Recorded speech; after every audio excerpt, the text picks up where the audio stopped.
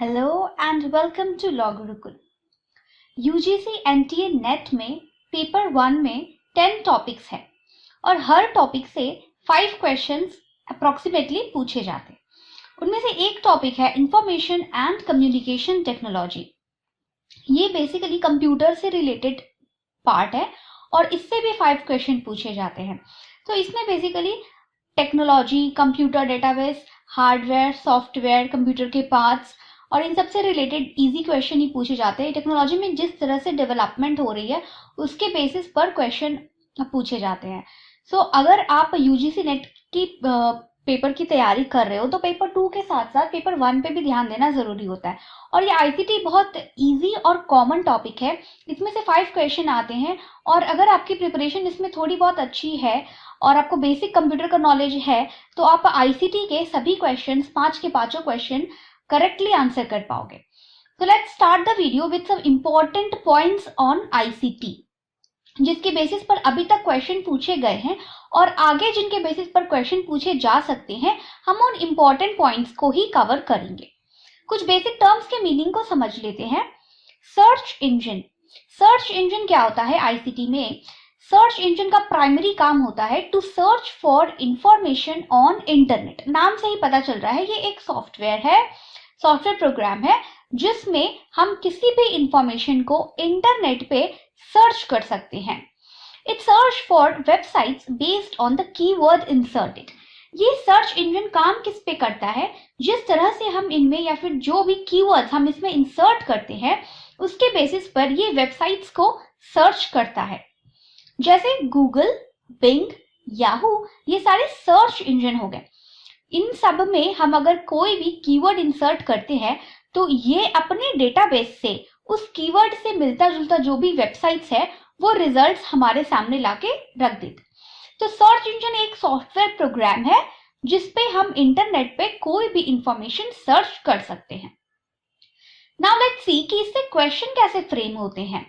पहला तो ये हो गया कि इनमें से 2-3 ऑप्शंस दे दिए जाएंगे आपको, जैसे Google, MS Word, Excel, Opera, और इन सब में ये 4 ऑप्शंस में से आपको बताना है कि इसमें सर्च इंजन कौन सा है।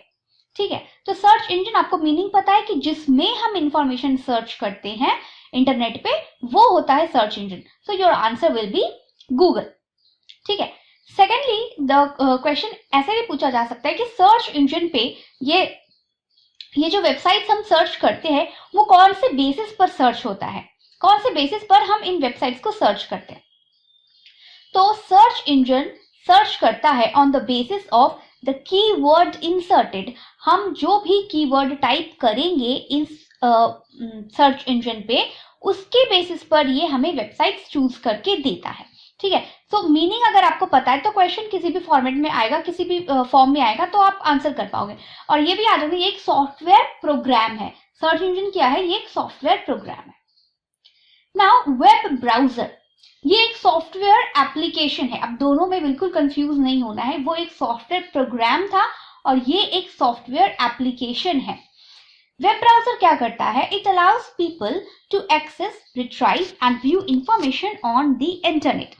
इंटरनेट पे अगर किसी को कुछ इंफॉर्मेशन चाहिए, एक्सेस करना है, किसी न्यू इंफॉर्मेशन को देखना है तो वो इस वेब ब्राउजर का यूज करते हैं। द एड्रेस ऑफ वेबसाइट और web page can be filled to visit that page. इस वेब ब्राउजर पे हम किसी भी वेबसाइट का एड्रेस या फिर वेब पेज का एड्रेस डाल के डायरेक्टली उस वेबसाइट के पेज, उस वेब पेज पर हम जा सकते हैं। We need to install it on our computer. जैसे कि सर्च इंजन जो एक सॉफ्टवेयर प्रोग्राम था वो इंटरनेट पे अवेलेबल होता है, उसे हमें अलग से डाउनलोड करने की, इंस्टॉल करने की जरूरत नहीं पड़ती है। बट ये जो वेब ब्राउजर है ये एक सॉफ्टवेयर एप्लीकेशन होता है, इसे हमें अपने कंप्यूटर पर इंस्टॉल करना पड़ता है। उसके बाद हम इसके थ्रू किसी भी वेबसाइट या वेब पेज को सर्च कर सकते हैं। जैसे कि Firefox, Google Chrome, internet explorer, opera, ये सारे वेब ब्राउजर है, यानी ये एक एप्लीकेशन है जिसके थ्रू हम सर्च इंजन में जाते हैं, फिर उसके थ्रू हम वेबसाइट्स और इंफॉर्मेशन वगैरह को सर्च करते हैं। तो ये वेब ब्राउजर और सर्च इंजन में बिल्कुल कंफ्यूज नहीं होने। वेब ब्राउजर एक इंस्टॉल करने वाला एक सॉफ्टवेयर एप्लीकेशन है जिसे हमें अलग से इंस्टॉल करना पड़ता है।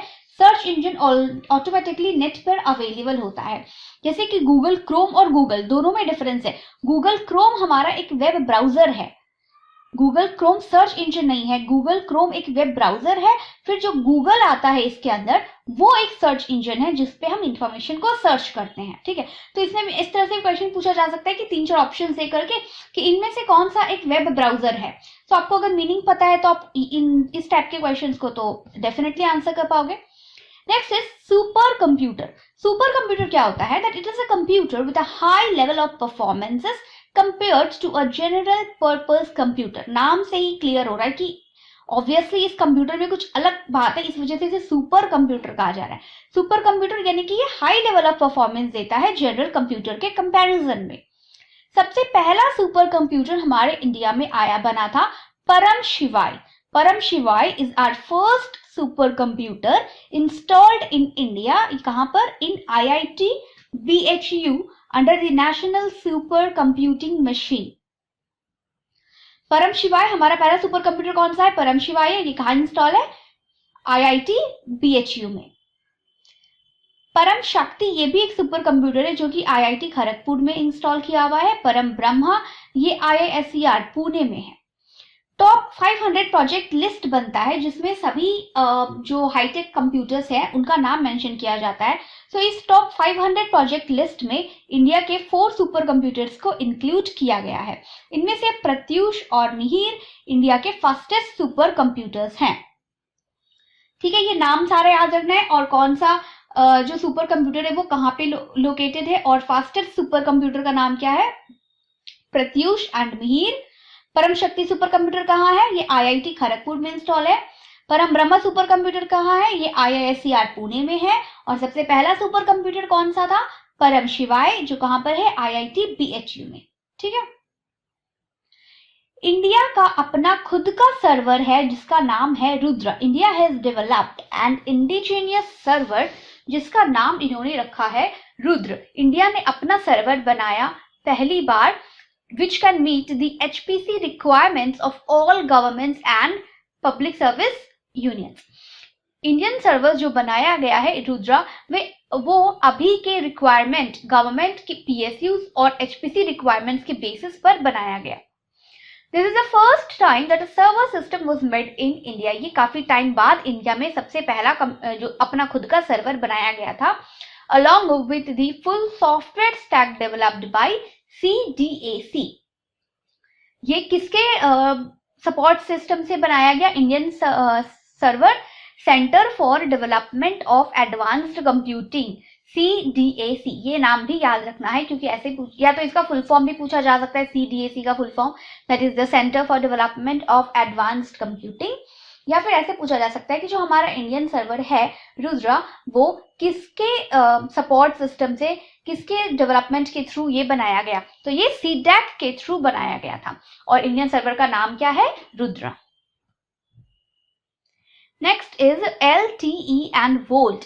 LTE इसको हम 4G भी कहते हैं और इसका फुल फॉर्म है लॉन्ग टर्म इवोल्यूशन। वोल्ट जो है वो इसका फुल फॉर्म होता है voice over long term evolution और ये वोल्ट यूज होता है to support the calling and internet connectivity together. पहले ये LTG आया था एग्जिस्टेंस में 4G जिसमें इंटरनेट की सुविधा दी गई थी, लेकिन 4G इंटरनेट की। बाद में दिक्कत ये आ गई कि इंटरनेट यूज करते करते ये कॉलिंग को इंटरप्ट करने लग गया LTE, इसीलिए फिर इसे डेवलपमेंट करके इसको वोल्ट नाम दिया गया, voice over long term evolution. इसके थ्रू ये कॉलिंग और इंटरनेट दोनों की ही कनेक्टिविटी को एक साथ में यूज करने की पावर जो है वो वोल्ट के थ्रू दी गई। ठीक है, अब कुछ इंपॉर्टेंट वन लाइनर्स को देखते हैं जिसके जो प्रीवियस एग्जाम में भी पूछे गए हैं और जिनके बेसिस पर आगे भी क्वेश्चन पूछा जा सकता है। तो इस वन लाइनर को जस्ट एज इट इज एक बार मेमोराइज याद कर लेना है, समझ लेना है कि उससे रिलेटेड अगर क्वेश्चन पूछा जाता है तो आप आंसर कर पाओ। Using websites to pour out one's grievances is called cyber venting। ये भी क्वेश्चन ये आया हुआ था लास्ट कुछ ईयर्स में, प्रीवियस ईयर में पूछा गया था कि साइबर वेंटिंग क्या है। वेबसाइट पर अपना जो भी ग्रीवियंसेस है, अपनी जो भी तकलीफ है, प्रॉब्लम है, फ्रस्ट्रेशन भी कह सकते हो आप, उससे निकालने के लिए जो वेबसाइट्स को हम यूज कर रहे हैं उसे हम क्या कहते हैं? साइबर वेंटिंग कहते हैं, यानी इंटरनेट के थ्रू हम अपना जो भी ग्रीवियंसेस है, प्रॉब्लम्स है, शिकायतें हैं, वो सब एक सेपरेट वेबसाइट बनाई गई। कुछ ग्रुप ऑफ पीपल ने अपनी वर्क प्लेस की सिचुएशंस को, प्रॉब्लम्स को डिस्कस करने के लिए एक सेपरेट वेबसाइट बनाया, जिसमें वो लोग आपस में अपनी जो भी वर्क प्लेस में जो भी प्रॉब्लम्स हैं, ग्रीवियंसेस हैं, उन्हें वहां पर डिस्कस करते हैं। तो ऐसे वेबसाइट्स को क्या कहते हैं? साइबर वेंटिंग कहते हैं। Line access and avoidance of collisions are the main functions of network protocol. Lines को एक्सेस करना या फिर कोलिशन को अवॉइड करना, ये किसका काम होता है? ये काम होता है नेटवर्क प्रोटोकॉल का। ये सिंपल जस्ट डायरेक्ट क्वेश्चन पूछा जाता है, इसलिए इनके डेफिनेशंस को याद रखना है। जैसे साइबर वेंटिंग क्या होता है, आपको मीनिंग पता है तो फिर ये किसी भी फॉर्मेट में क्वेश्चन पूछा जाएगा तो आप आंसर कर पाओगे। वैसे ही इन जो वर्ड्स हैं उनका डेफिनेशन एज इट इज आपको याद करना है। या फिर डायरेक्ट क्वेश्चन भी पूछा जा सकता है कि using websites to pour out one's grievances is called क्या? तो साइबर वेंटिंग। सेम इसमें नेटवर्क प्रोटोकॉल में भी, नेटवर्क प्रोटोकॉल क्या है? ये लाइन एक्सेस एंड कोलिशन को अवॉइड करने का काम करता है। तो लाइन एक्सेस और avoidance of collision are the main function of what? Network protocol. In the hypermedia database, information bits are stored in the form of nodes. Hypermedia database में जो information bits है वो स्टोर किए जाते हैं। तो वो कौन सी फॉर्म में स्टोर होते हैं? वो स्टोर होते हैं in the form of nodes, यानी जो फॉर्मेट है जिस फॉर्मेट में ये information bits जो है वो स्टोर हो रहे हैं, उस फॉर्मेट को क्या कहते हैं? नोड्स कहते हैं। Errors in computer programs are called bugs. Computer programs में जो एरर्स होते हैं उन्हें क्या कहते हैं? बग्स कहते हैं। HTML is basically used to design a web page. HTML क्या है? ये यूज होता है वेब पेज को डिजाइन करने में। इसमें क्वेश्चन ऐसे पूछा जा सकता है, HTML is basically used to design a web page, network protocol, then search engine, browser, software program etcetera. इस तरह के 2-4 ऑप्शन दे दिए जाते हैं।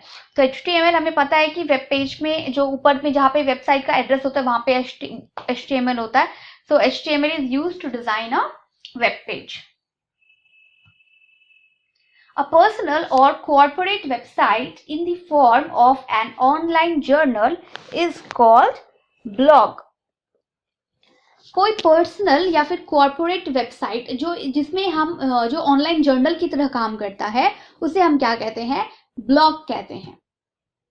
Information, a combination of graphics, text, sound, video and animation is called multimedia. Multimedia क्या है?